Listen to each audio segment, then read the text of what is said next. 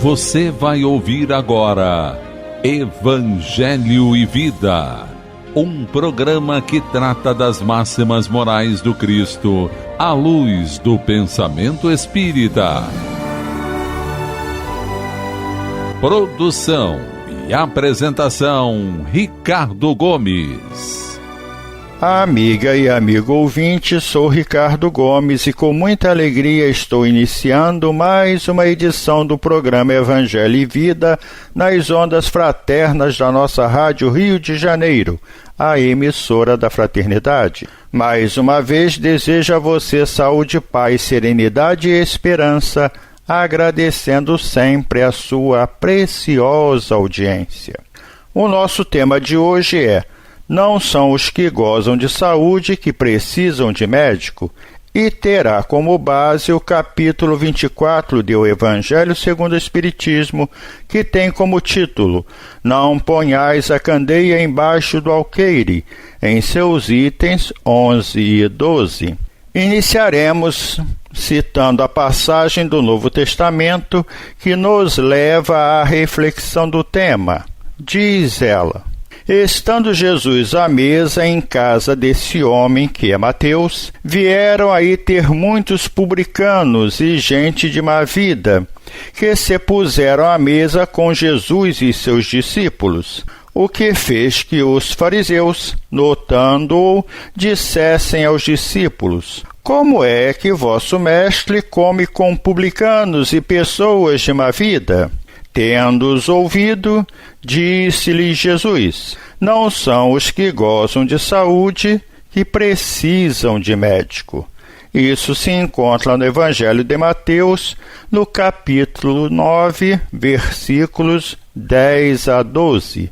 E comenta Allan Kardec logo em seguida: Jesus se acercava principalmente dos pobres e dos deserdados, porque são os que mais necessitam de consolações, dos cegos dóceis e de boa fé, porque pedem se lhes dê a vista, e não dos orgulhosos que julgam possuir toda a luz e de nada precisar. E acrescentamos trecho da crônica de Valdenir Aparecido Cohen, publicada no site O Consolador, que afirmam: Jesus usou essa imagem para mostrar que sua vinda à Terra trazia a proposta de socorrer especialmente aqueles que ainda não estavam devidamente enquadrados no contexto do equilíbrio, o que em realidade era e ainda é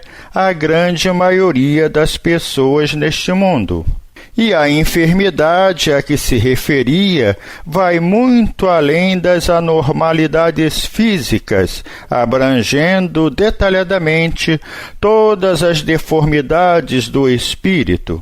Jesus sempre se prontificou a nos orientar de forma holística para que tenhamos saúde plena, ou seja, o necessário equilíbrio entre as duas naturezas de que somos portadores, a física e a espiritual. A medicina terrena nos oferece as poções que restabelecem e mantêm o ajuste do corpo, e os ensinamentos de Jesus dão a base para a verdadeira saúde espiritual. O auxílio médico e medicamentoso, aliados ao Evangelho do Cristo, uma vez colocados em prática, são capazes de fazer o homem verdadeiramente saudável. E incluímos também trechos do estudo de Joana de Ângeles na psicografia de Divaldo Franco, intitulada Momentos de Saúde, que afirmam: a conquista da saúde integral é a meta ambicionada pela criatura humana. Conseguir a harmonia entre o equilíbrio orgânico, o emocional e o psíquico, num quadro geral de bem-estar, constitui um grande desafio para a inteligência humana, que milenarmente vem recorrendo às mais variadas com complexas experiências que têm resultado em admiráveis e valiosas conquistas. A saúde resulta de vários fatores que se conjugam em prol da harmonia psicofísica da criatura humana. Procedente do espírito, a energia elabora as células e sustenta-as no ministério da vida física, assim atendendo à finalidade a que se destinam. Irradiando-se através do perispírito, fomenta a preservação do patrimônio somático, ao qual oferece resistência contra os agentes destrutivos, em cuja agressão se engalfinha em luta sem cessar. Quando essas forças se desorganizam, aqueles invasores microbianos vencem a batalha e instalam-se, dando origem e curso às enfermidades. Na área dos fenômenos emocionais e psíquicos, faz-se a delicada engrenagem do aparelho pelos quais se expressam a incidência da onda energética do espírito nesses tecidos sutis, responde pelo desequilíbrio, mais grave se tornando a questão dos desconcertos e aflições alienantes. As modernas constatações da psicossomática vêm demonstrar que as ocorrências patológicas nas áreas psíquica e emocional facilmente se transferem para a orgânica, ensejando campo para a instalação de doenças de gênese variada. Perturbado o equilíbrio energético de sustentação das células, os fatores imunológicos, sob bombardeio de descargas mentais destrutivas, alteram-se, facultando a instalação e desenvolvimento dos agentes mortíferos que produzem a degenerescência do organismo. Em razão disso, torna-se imprescindível o estabelecimento de uma era de nova consciência da responsabilidade, a fim de que, lúcido e equilibrado, o indivíduo defina os paradigmas de uma conduta moral e mental harmônicas para a aquisição do valioso patrimônio da saúde. Deduzimos destas reflexões, prezados ouvintes, que as enfermidades físicas é sempre a consequência da desarmonia psíquica do ser espiritual, seja na existência atual ou nas existências anteriores, necessitando assim que, ao lado dos recursos da medicina que vão tratar as enfermidades já radicadas no organismo, faz-se necessário tratar as causas destas enfermidades cuja gênese se encontra no ser espiritual. Para este mistério que vamos encontrar no Evangelho de Jesus e nos conhecimentos que a doutrina espírita nos apresenta, o tratamento das causas que se encontram no ser espiritual, espíritos encarnados que somos, a fim de que, alcançando o reequilíbrio e a saúde espiritual, possamos erradicar de maneira permanente as causas das enfermidades físicas. Este é o relevante papel das casas espíritas nos dias de hoje. E voltemos às reflexões de Joana de Ângeles, que nos traz importantes apontamentos quando diz: Jesus, em todo o Evangelho, exalta a harmonia moral e emocional da criatura perante a vida, como fator essencial para a sua salvação, o estado de saúde integral. Psicoterapeuta em comum propôs o autoexame em forma de receita para a aquisição da paz, como decorrência das propostas do amor a Deus acima de todas as coisas e ao próximo como a si mesmo. Síntese de ímpar sabedoria, o amor é a chave para o enigma da enfermidade e saúde. Posteriormente, atualizando o pensamento do mestre, Allan Kardec estabeleceu na caridade a terapia para a paz e o modelo de aplicação correta para o amor. À medida que a criatura se autodescobre e se autopenetra com os equipamentos do amor, constata que a saúde é uma conquista interior que se reflete no corpo como resultado da harmonia íntima. São reflexões importantes, prezados ouvintes, que nos alertam para os cuidados preventivos da saúde espiritual, evitando assim os desequilíbrios que produzem as enfermidades. E nos assevera ainda a querida benfeitora espiritual: vincula-te à fonte generosa de onde promanam todas as forças e aure os recursos necessários ao equilíbrio.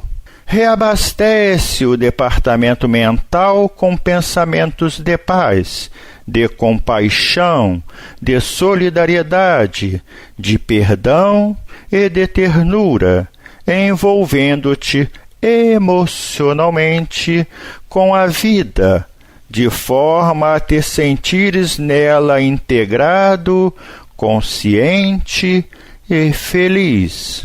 Doença, em qualquer circunstância, é prova abençoada, exceto quando mutiladora, alienante, limitadora, constitui expiação oportuna de que as soberanas leis se utilizam para promover aos causetas que de alguma forma somos quase todos nós. Saudável, aproveita o ensejo para te preservares, produzindo mais e melhor. Enfermo, agradece a Deus e amplia os horizontes mentais no amor para te recuperares, hoje ou mais tarde, seguindo adiante em paz e confiança. Vamos retornar, prezados ouvintes, às reflexões do codificador na abordagem do tema em O Evangelho segundo o Espiritismo, quando fala da mediunidade e o cuidado que deve-se ter no seu uso, quando afirma: essas palavras não são os que gozam saúde que precisam de médico, como tantas outras, encontram no Espiritismo a aplicação que lhes cabe. Há quem se admire de que, por vezes, a mediunidade seja concedida a pessoas indignas, capazes de a usarem mal. Parece, dizem, que tão preciosa faculdade deveria ser atributo exclusivo dos de maior merecimento. Digamos, antes de tudo, que a mediunidade é inerente a uma disposição orgânica de que qualquer homem pode ser dotado, como da de ver, de ouvir, de falar. Ora, nenhuma há de que o homem, por efeito do seu livre-arbítrio, não possa abusar.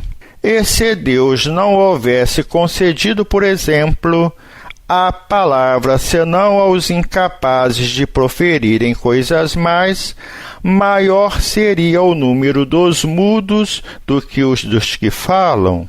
Deus outorgou faculdades ao homem e lhe dá a liberdade de usá-las, mas não deixa de punir os que dela abusa. O bom médium, pois, não é aquele que comunica facilmente, mas aquele que é simpático aos bons espíritos e somente deles tem assistência. Unicamente neste sentido é que a excelência das qualidades morais se torna onipotente sobre a mediunidade. Através dela, os bons espíritos vêm com seus ensinos, seus conselhos, auxiliar o progresso dessa humanidade. Os sofredores, os que se comprazem no mal, vêm receber, auxiliados pelos espíritos protetores, esclarecimento dos encarnados, que se dispõem a essa caridade, auxiliando-os a perceberem a realidade da evolução permanente sob as leis de Deus, envolvendo-os em vibrações amorosas e estimuladoras. A mediunidade que faculta as relações com os espíritos em geral não é sinal de evolução espiritual de quem a possua, mais desenvolvida, mas apenas uma aptidão para servir de instrumento no bem de si mesmo e no bem geral. Com estas reflexões, queridos ouvintes, percebemos que a mediunidade abre um novo campo no tratamento dos enfermos, servindo de instrumento dos espíritos superiores para trazer, através de suas comunicações, os recursos necessários para auxiliar na cura das enfermidades espirituais, incluindo aí a obsessão e todas as suas consequências, como também permite que possamos colaborar no tratamento dos nossos irmãos sofredores do plano espiritual. A respeito deste tema, recorremos aos importantes ensinos de Leon Denis em sua obra Cristianismo e Espiritismo, quando afirma: a ação salutar do Espiritismo não se exerce com efeito unicamente sobre os homens. Estende-se também aos habitantes do espaço. Mediante relações estabelecidas entre os dois mundos, os adeptos esclarecidos podem agir sobre os espíritos inferiores e, com palavras de piedade e consolação, sábios conselhos, arrancá-los do mal, ao ódio, ao desespero. E nisso há um dever imperioso, o dever de todo ser superior para com os seus irmãos retardatários de um ou de outro mundo. É o dever do homem de bem, que o Espiritismo eleva à dignidade de educador e guia dos espíritos ignorantes ou perversos, a ele enviados para serem instruídos, esclarecidos e melhorados.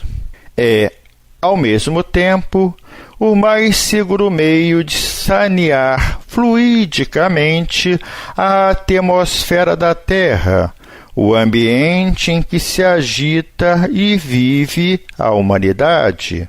É nesse intuito que todo círculo espírita de alguma importância consagra parte das suas sessões à instrução e moralização das almas culpadas, graças à solicitude que lhes é testemunhada, às caritativas advertências e, sobretudo, às preces fervorosas que recaem sobre eles em magnéticos eflúvios.